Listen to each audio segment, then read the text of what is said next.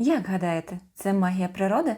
Чому корінь орхідеї миттєво змінює колір і як цей фокус підкаже, коли саме час поливу? Сьогодні говоримо про коріння. Вітаю на каналі Orchid Wizard. Ми продовжуємо серію анатомії орхідеї. Минулого разу говорили про листя орхідеї. Якщо хтось пропустив, то посилання на відео буде в описі.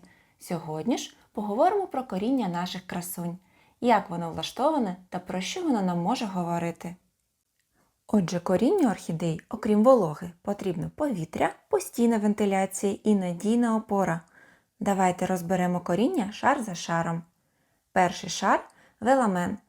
І це слово має знати кожен орхоман і не дарма.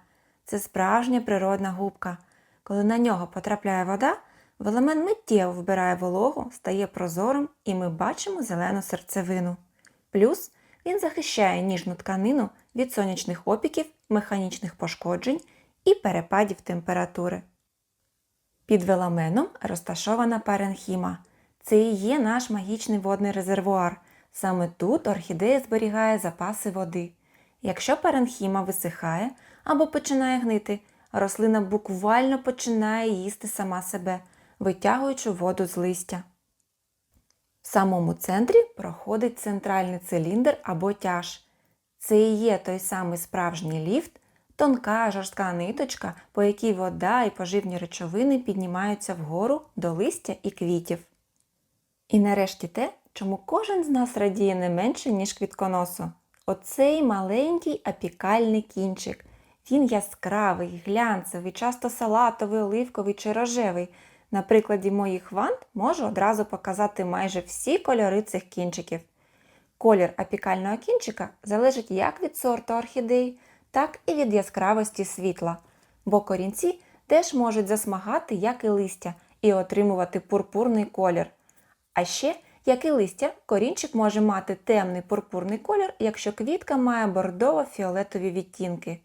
Цей кінчик без веламену, тому дуже ніжний. Якщо його пошкодити, корінь закуклиться і ріст зупиниться. Це може трапитись на якийсь час, а потім знов почне рости, як на цій ванді. Веламен дуже потребує повітря. Якщо корінь постійно сидить в болоті, без вентиляції, він просто задихається, починає гнити, а далі гине паренхіма і весь так званий транспортний ліфт зупиняється. Саме тому дуже важливо обирати субстрати, які дихають. Я, наприклад, методом спроб і помилок прийшла до суміші кори з крупним серамісом і завжди роблю в горщиках додаткові отвори для аерації. І знаєте що? Мої орхідеї сказали мені величезне дякую. Також дуже проста шпаргалочка – це навчитися читати коріння за кольором. Здорове сухе коріння має сріблясто-сіруватий відтінок. Веламен наповнений повітрям. Якщо воно зморшкувате, то ця рослина дуже-дуже хоче пити, і тут краще напоювати її потроху, злегка змочити корінці, а потім пізніше ще долити водички. Після поливу коріння стає яскраво зеленим, а отже веламен набирає води і стає прозорим. Коріння, яке сидить глибоко в субстраті або в непрозорому горщику, може бути біло-жовтим, і це, повірте, абсолютно нормально. Воно просто не бачить сонця і не бере участі у фотосинтезі. Це абсолютно здорове коріння, якщо воно плотне на дотик. А от якщо корінь коричневий, при намоканні його колір ніяк не міняється і на дотик м'який або пустотілий, оце вже біда. Це вже сигнал про гниття і неправильний догляд. Якщо ви втратили коріння, не панікуйте. Орхідеї здатні відрощувати його з нуля.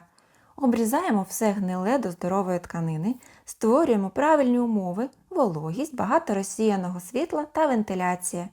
І, звісно, допомагаємо стимуляторами. Окрім професійних препаратів, чудово працюють перевірені бюджетні стимулятори, про які я вже розповідала. Розчин бурштинової кислоти або вітаміни групи В. Бережіть свої орхідеї, доглядайте їх з розумом. Розумійте кожен їхній корінчик, і тоді ваші красуні будуть здорові, сильні та будуть радувати вас пишним цвітінням.